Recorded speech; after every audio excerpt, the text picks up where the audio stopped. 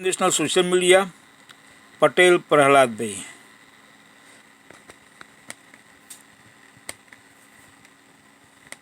आज इस बुलेटिन में बात होगी राहुल को रोकने की कोशिश में फंसी बीजेपी की, उपराष्ट्रपति चुनाव में पलटते खेल की। जानेंगे कैसे अपने ही बयानों में फंसा राष्ट्रपति भवन, ईवीएम पर कैसे बढ़ता जा रहा है संकट। देखेंगे अखिलेश यादव ने एनडीए सरकार पर उठाए क्या सवाल, और बुलेटिन के आखिर में देखेंगे जाने माने कार्टूनिस्ट इरफान की किस खबर पर पड़ी तिरछी नजर।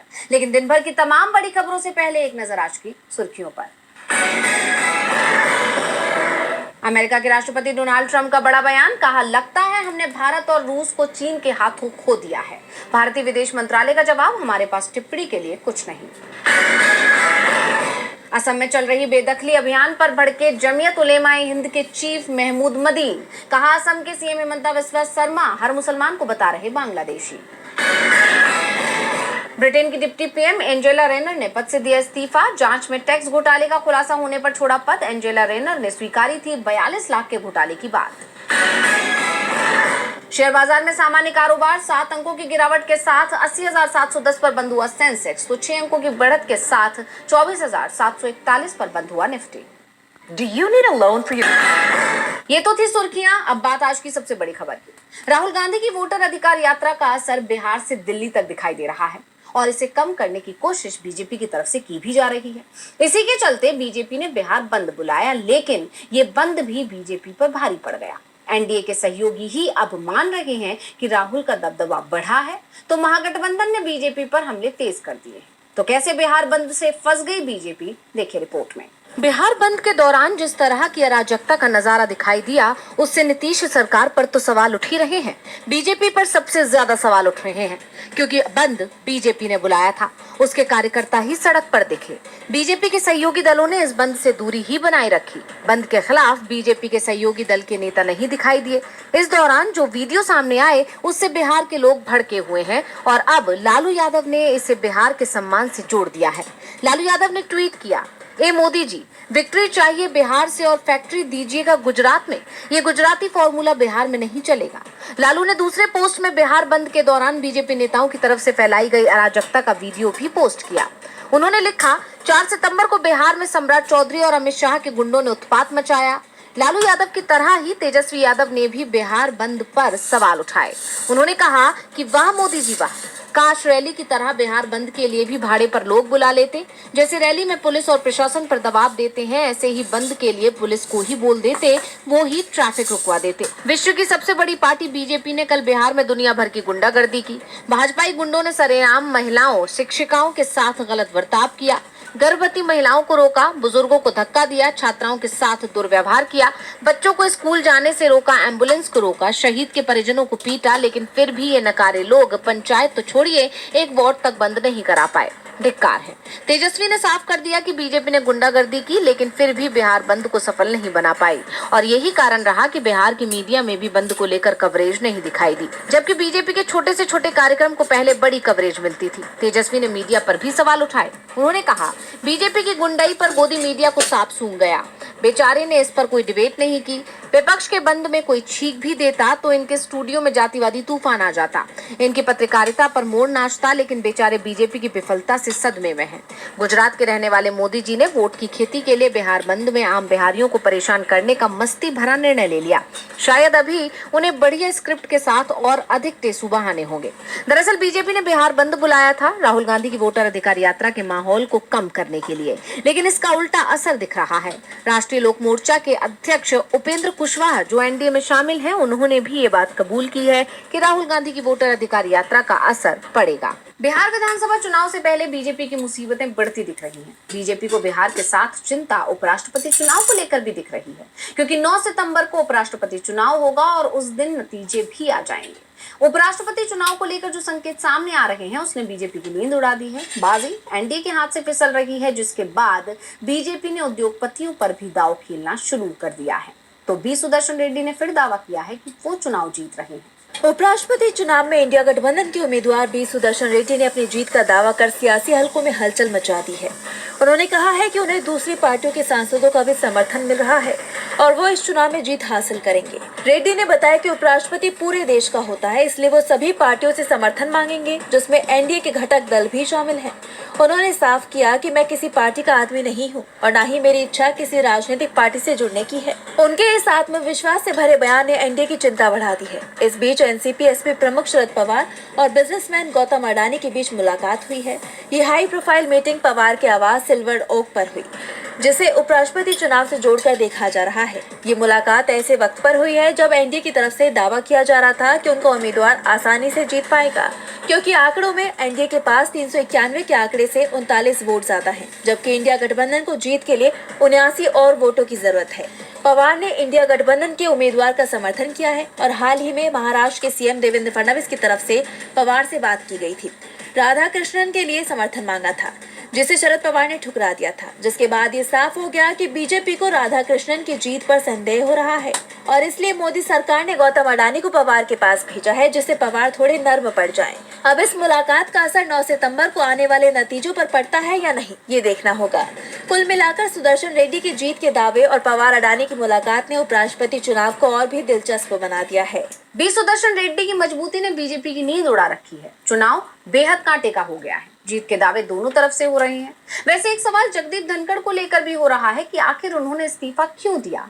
जब आरटीआई के जरिए राष्ट्रपति भवन से यह सवाल किया गया कि क्या धनखड़ 21 जुलाई को राष्ट्रपति भवन आए थे, तो 2 अलग-अलग जवाब मिले हैं, जिससे धनखड़ के इस्तीफे का रहस्य और गहरा गया है। तो क्या है पूरा मामला, देखिए रिपोर्ट। पूर्व उपराष्ट्रपति जगदीप धनखड़ के इस्तीफे को लेकर राष्ट्रपति भवन से मिली अलग अलग जानकारियों ने सियासी गलियारों में हलचल मचा दी है।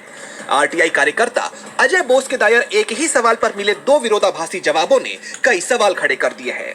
दरअसल राष्ट्रपति भवन से सवाल पूछा गया था कि क्या इस्तीफा देने के लिए धनखड़ ने राष्ट्रपति द्रौपदी मुर्मू से मुलाकात की थी। पहला जवाब जो 20 अगस्त को आया था, उसमें कहा गया था कि राष्ट्रपति भवन के पास इस बात की कोई जानकारी नहीं है कि तत्कालीन उपराष्ट्रपति जगदीप धनखड़ ने राष्ट्रपति से मुलाकात कर अपना इस्तीफा सौंपा था।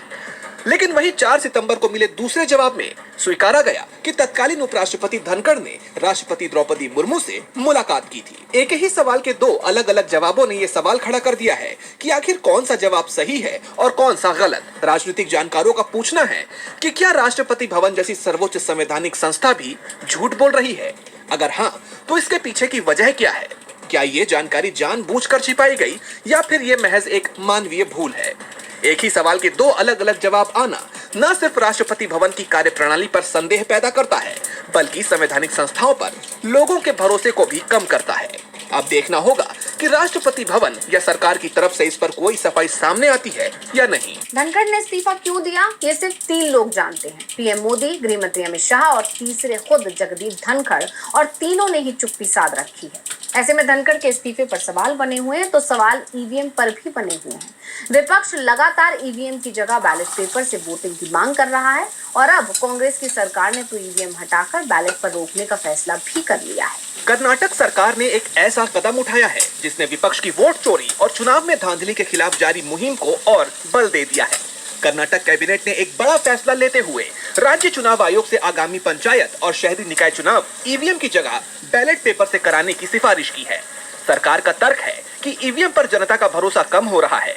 ये फैसला ऐसे वक्त पर आया है जब पूरे देश में विपक्ष वोट चोरी और चुनाव में धांधली के खिलाफ मोर्चा खोले हुए है और बैलेट पेपर से चुनाव कराने की मांग कर रहा है। कानून और संसदीय कार्य मंत्री एच.के. पाटिल ने मीडिया को बताया कि ये फैसला सोच समझ कर लिया गया है। उन्होंने ये भी कहा कि सरकार वोटर लिस्ट में सुधार के लिए भी कदम उठा रही है ताकि वोट चोरी की शिकायतों को खत्म किया जा सके। जानकारों का मानना है कि कर्नाटक सरकार का ये कदम दूसरे राज्यों में भी बैलेट पेपर से चुनाव कराने की मांग को और तेज कर सकता है। इससे ये भी साफ हो गया है कि कांग्रेस वोट चोरी के आरोपों को लेकर कितनी गंभीर है और फिलहाल जहां उसकी सरकार है वहां वो इस बदलाव को लाने की दिशा में काम करती हुई नजर आ रही है। अब सवाल ये है कि क्या राज्य चुनाव आयोग कर्नाटक सरकार की इस मांग को मानेगा? क्या पंचायत और शहरी निकाय चुनाव ईवीएम की जगह बैलेट पेपर से ही होंगे? ये तो आने वाला वक्त ही बताएगा। बैलेट पेपर कर्नाटक चलेगा। में अगर बैलेट पेपर से चुनाव होते हैं और कांग्रेस को बड़ी जीत मिलती है, तो फिर बीजेपी के लोकसभा चुनाव और हाल में कुछ राज्यों में हुए विधानसभा चुनाव में मिली जीत पर उठ रहे सवाल और गहरे हो जाएंगे। वैसे बीजेपी पर सवाल उनकी नीतियों को लेकर भी उठ रहे हैं। सपा चीफ अखिलेश यादव ने जीएसटी से लेकर रोजगार तक कई मुद्दों पर बीजेपी को घेरा है। तो क्या कहा है अखिलेश ने, देखेंगे रिपोर्ट। सपा प्रमुख अखिलेश यादव ने बीजेपी पर जोरदार हमला बोला है। एक प्रेस कॉन्फ्रेंस में उन्होंने बीजेपी को इस्तेमाली पार्टी करार देते हुए तमाम मुद्दों पर घिरा। अखिलेश ने आरोप लगाया कि बीजेपी पहले इस्तेमाल करे फिर बर्बाद करे वाले फॉर्मूले पर काम करती है। भारतीय जनता पार्टी इस्तेमाली पार्टी है, पहले इस्तेमाल करेगी फिर बर्बाद करेगी। अखिलेश का इशारा इस तरफ था कि बीजेपी पहले क्षेत्रीय पार्टियों को सत्ता पर काबिज होने के लिए इस्तेमाल करती है और फिर उन पार्टियों का ग्राफ ढलान की ओर चला जाता है। इसके साथ ही अखिलेश ने जीएसटी पर सरकार के हालिया फैसले पर भी निशाना साधा। उन्होंने कहा कि जीएसटी सिर्फ बिहार चुनाव के लिए कम की गई है, लेकिन इससे मुनाफाखोरी कम नहीं होगी। वहीं बेरोजगारी के मुद्दे पर सरकार को घेरते हुए अखिलेश ने कहा कि बीजेपी सरकार की नीतियां ही देश में बेरोजगारी की सबसे बड़ी वजह है। सरकार के एजेंडे में युवाओं को नौकरी देना शामिल ही नहीं है कि देश की शिक्षा व्यवस्था को लगातार बर्बाद किया जा रहा है, जिससे छात्रों और शिक्षकों में निराशा है। नौकरी भारतीय जनता पार्टी के एजेंडे में ही नहीं है। अगर नौकरी एजेंडे में होती तो 69,000 शिक्षकों को आंदोलन नहीं करना पड़ता, 27,000 प्राइमरी स्कूल नहीं बंद करती सरकार। अखिलेश ने कहा कि जब अच्छी शिक्षा ही नहीं होगी तो रोजगार कहां से आएगा। उन्होंने आरोप लगाया कि सरकार सिर्फ दावे कर रही है, जबकि युवा रोजगार की तलाश में भटक रहे हैं। अखिलेश यादव के इन हमलों से यूपी से लेकर दिल्ली तक का सियासी पारा हाई हो गया है। अखिलेश के इन बयानों को सीधे पंचायत चुनाव की तैयारी से जोड़कर देखा जा रहा है। अब इन तमाम आरोपों का सपा को क्या फायदा होता भी है या नहीं, ये तो देखने वाली बात है। अखिलेश ने बीजेपी सरकार की नीतियों पर सवाल उठाए तो वहीं सवाल महाराष्ट्र सरकार पर भी उठ रहे हैं। महाराष्ट्र की महायुति यानी एनडीए की सरकार में टकराव तेज होता दिख रहा है। अजीत पवार अपने नेताओं के समर्थन में एक महिला पुलिस अधिकारी को धमका रहे थे, लेकिन फडणवीस ने तुरंत ही एनसीपी के नेताओं पर कार्रवाई के आदेश जारी कर दिए, जिससे एनसीपी और बीजेपी का टकराव सामने आ गया है। तो क्या है पूरा मामला, देखेंगे रिपोर्ट। महाराष्ट्र में एनडीए पर संकट गहराता दिखाई दे रहा है। उप मुख्यमंत्री अजीत पवार और सीएम फडणवीस आमने सामने आ गए हैं और इस बार वजह है एक महिला आईपीएस अधिकारी अंजलि कृष्णा। अजीत पवार को महिला अधिकारी को धमकी देना भारी पड़ गया है। सीएम फडणवीस को अजीत पवार का महिला अधिकारी डीएसपी अंजलि कृष्णा से बहस करना पसंद नहीं आया, जिसके बाद सीएम ने अजीत गुट की एनसीपी के नेताओं पर बड़ा एक्शन ले लिया। स्थानीय कुरवाड़ी थाने में अजीत गुट की एनसीपी के कई नेताओं के खिलाफ अवैध खनन के आरोप में मामला दर्ज किया गया है। बताया जा रहा है कि इस मामले में एनसीपी के दर्जन भर नेताओं पर एफआईआर दर्ज की गई है। कहा यह भी जा रहा है कि ये एफआईआर सीएम के आदेश पर ही की गई है। बता दें कि अजीत पवार और डिप्टी एसपी अंजलि कृष्णा के बीच हुई फोन पर बातचीत का एक वीडियो वायरल हो रहा है, जिसमें अजीत पवार महिला आईपीएस अधिकारी को मुरुम उत्खनन की कार्रवाई तुरंत रोकने के लिए कह रहे हैं और आदेश न मानने पर कार्रवाई की धमकी भी दे रहे हैं। जिसके बाद ये सवाल उठ रहे थे कि क्या अजीत पवार ने सीधे सीधे सीएम फडणवीस को चुनौती दे दी है, क्योंकि गृह मंत्रालय जिसमें पुलिस विभाग आता है वो सीएम फडणवीस के पास है, लेकिन एक्शन लेने की बात अजीत पवार कर रहे थे। ऐसे में सवाल ये उठ रहे हैं कि क्या डिप्टी सीएम अजीत पवार ने सीएम फडणवीस के डिपार्टमेंट में दखलंदाजी की है, लेकिन फडणवीस को यह दखल देना अच्छा नहीं लगा। महाराष्ट्र महायुति में घमासान मचा हुआ है, जिसने बीजेपी की चिंता को बढ़ा दिया है। तो वंचित बहुजन समाज के मुद्दे पर भी बीजेपी मुश्किल में दिखाई दे रही है। कांग्रेस ने इसे लेकर मोदी सरकार पर तीखा हमला किया, देखेंगे रिपोर्ट में। मोदी सरकार की नीतियों पर तो विपक्ष पहले से ही सवाल उठा रहा है, खास तौर पर जिस तरह से आरक्षण को लेकर सरकार की नीति दिखाई दे रही है।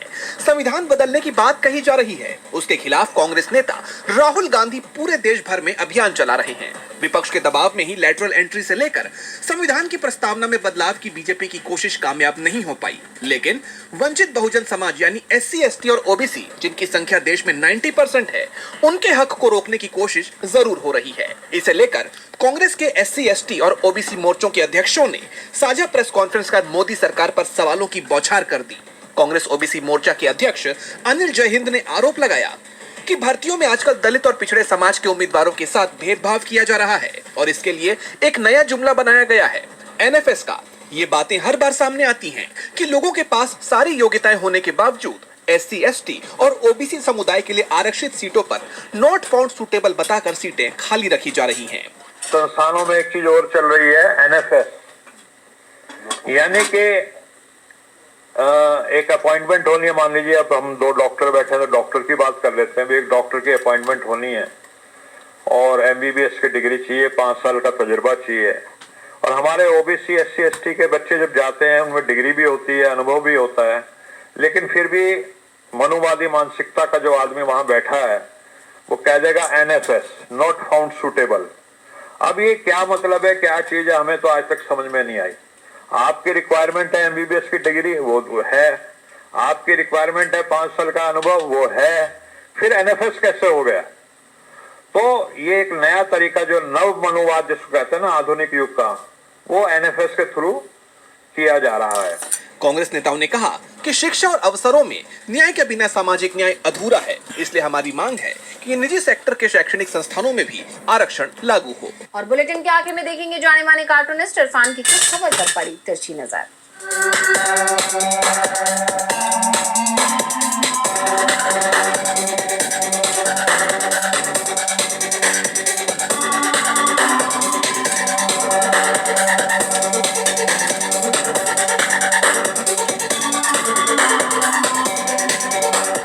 पहले शिक्षक दिवस पर लोग अपने अपने शिक्षकों को ढूंढ ढूंढ कर उनको बधाई दिया करते थे, उनका आशीर्वाद लिया करते थे।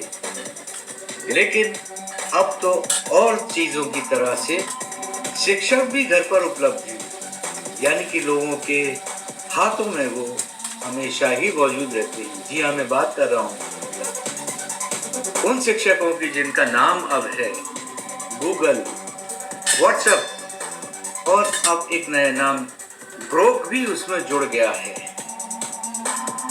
तो हमारी तरफ से भी नए जमाने के इन टीचर्स को टीचर्स डे की शुभकामनाएं।